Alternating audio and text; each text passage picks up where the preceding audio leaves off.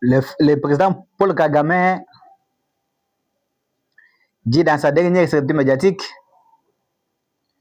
qu'il ne doit pas enlever ses mesures défensives au Congo. Qu'est-ce que lui entend par des mesures défensives? Pour lui,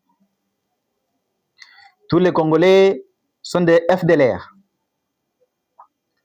Les FDLR, qui sont-ils? Les FDLR sont des Rwandais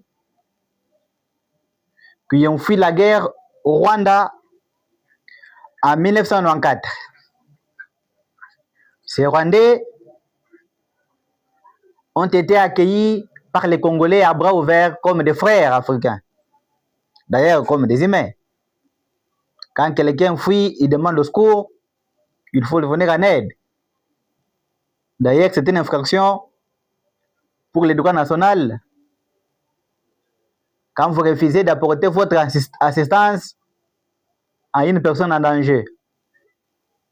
Et sur le plan international, quand des populations d'un pays voisin sont menacées, l'autre pays est en droit de leur porter secours. C'est dans ce cadre que l'ONU, à l'époque, le secrétaire général de l'ONU, avait demandé au gouvernement zaïrois, aujourd'hui congolais, avait demandé au président Mobutu d'ouvrir les frontières pour accueillir ces FDLR. Ces FDLR n'étaient pas seulement des populations civiles, il y avait aussi des militaires. Il y avait des militaires rwandais. Ces militaires rwandais sont entrés au Zaïre à l'époque avec leurs armes et munitions. Une erreur qui a été commise par le gouvernement à l'époque, c'était le fait que ces gens n'avaient pas été démobilisés. C'est là que nous sommes tombés dans le piège de Kagame et de sa suite. Quand on dit sa suite, on voit toute l'Europe et les Américains qui étaient à ce temps-là avec le Rwanda. Puis ce sont eux qui ont aidé Kagame, qui ont d'abord aidé Museveni à faire partir, à faire tomber le régime qui était là. Et puis Museveni et les Américains ont aidé Kagame à faire aussi tomber le président Habyarimana, qui était mort le même jour avec le président burundais, puisqu'il a été visé par un missile solaire, on a abattu son avion. C'est là le calvaire des Congolais a commencé. Ces gens que nous avons accueillis à bras ouverts, ils ont tourné leur couteau contre notre pays. Ces gens que nous avons accueillis ont tourné leurs couteaux, leurs armes contre la population congolaise. D'ailleurs, ils ont commencé à réclamer la nationalité congolaise et puis ils se sont nommés Banyamulenge. Le gouvernement, dans sa prudence, les a reconnus comme les Congolais. Mais ce sont des Congolais à double face, puisqu'ils sont toujours à la base des rébellions que ce pays a connues. Depuis 1990, 1997, 1996, ces gens ont pris leurs armes, ont tué des Congolais. Plusieurs années après, Kagame a fait de ces gens une question préjudicielle ou une question existentielle. Pour lui, pour que les Rwandais soient en paix, les FDLR ne doivent pas exister. C'est une occasion pour lui de piller des minéraux, puisqu'à plusieurs reprises, il est entré au Congo et il a pillé des minéraux. Cette fois-ci, il a pris ses matériels militaires, ses troupes, les a amenés au Congo. Ils ont installé leurs missiles solaires. Ils ont mené des opérations de conquête de territoire. Et ils appellent ça mesures défensives. ce qui constitue aussi le plan du droit international, la violation de toutes les chartes des conventions et tous les traités internationaux et accords internationaux. Ça s'appelle agression. Mais ce qui m'étonne, c'est le fait que, malgré cette agression avérée,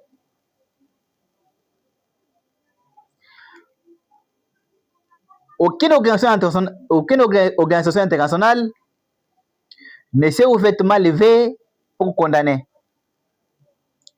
C'est après plusieurs démarches menées par le gouvernement congolais que nous jetons des fleurs au président de la République avec sa diplomatie active a réussi à faire changer de narratif pour faire croire à ses homologues que les FDLR sont déviés. Quelqu'un de 1994, aujourd'hui 2026, ne peut pas prendre des armes pour aller combattre. Et d'ailleurs, la plupart ont été tués par Kagame. Ce narratif a été accepté. Nous avons montré la bonne foi. Et l'ONU a pris des recommandations. Ces recommandations que l'ONU a prises n'ont jamais été exécutées. Kagame s'entête. Il dit qu'il ne doit pas enlever ces mesures défensives, donc ces troupes et ces matériels militaires au Congo. Mais il le dit après avoir signé un accord de paix avec la République démocratique du Congo devant le président américain, puisque l'Amérique a été un médiateur. Qu'est-ce que nous en pensons? Nous pensons que l'entêtement de Kagame le pousse vers sa ruine, puisque les Américains qui t'ont fabriqué sont encore en mesure de te défaire. Le fait que vous niez leur autorité ou leur suprématie et vous refusez d'honorer la signature de leur président, le président Trump, qui est le plus puissant pour le moment dans le monde. On l'a vu, il a fait Maduro prisonnier. On l'a vu comment il a tué le président iranien avec toute sa bande et tous les militaires qui étaient avec lui. Même si c'était un système, quand même il a réussi à lui enlever la vie. Mais Kagame, qui défie les Américains, qui défie les Congolais, il ne défie pas seulement les Congolais, il défie aussi les Américains. Nous prions que les diables, les dieux de la tétidesse, puissent entrer dans ton cœur, que tu continues à t'entêter pour que la colère de Trump monte un jour, qu'on apprenne que tu as été pris dans une opération spéciale. On t'a fait prisonnier en Amérique. Puisque si tu ne t'entêtes pas, la paix ne doit pas venir au Congo. La vraie paix au Congo doit venir par la chute de ton régime. Le régime de Kagame doit disparaître pour que les Congolais vivent en paix. C'est pourquoi nous pensons que tu puisses dire je ne quitte pas le Congo, tu puisses continuer à t'entêter, tu puisses continuer à violer tous les mécanismes, toutes les déclarations ou les accords que tu as signés, et que tout le monde se rende compte que c'est toi le problème, et que tout le monde s'isole à toi. Quand tout le monde va s'isoler au Rwanda, et cette fois-là,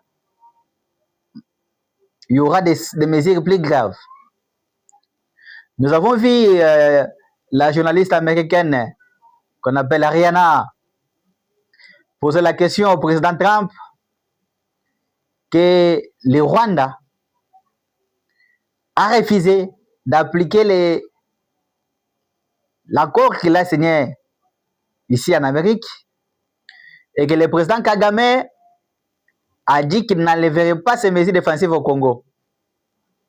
Qu'est-ce que vous pensez, malgré les sanctions que vous lui avez imposées Kagame, que le président Trump réagit en disant nous allons examiner cela et ça ne manquera pas de sanctions graves. Quand il dit il y aura des sanctions graves, ce président, on l'a vu par le passé, que c'est un président qui tient parole. C'est un président qui tient parole. Il sait que la Chine, la Russie, la France sont en train de t'encourager. Les Américains savent que tu as réussi des armes venant de la Chine et des drones. Les Américains savent que tu as un plan d'abattre Félix Tshisekedi. Un jour, tu seras surpris. Et cette fois-là, la paix viendra au Congo. Nous pensons que la vraie paix passe par le changement du régime rwandais. Car c'est le régime rwandais qui est le problème. Ce n'est pas des Rwandais. Les Rwandais sont manipulés d'ailleurs, ils sont en grande souffrance par le fait qu'ils sont dans un régime de tyran.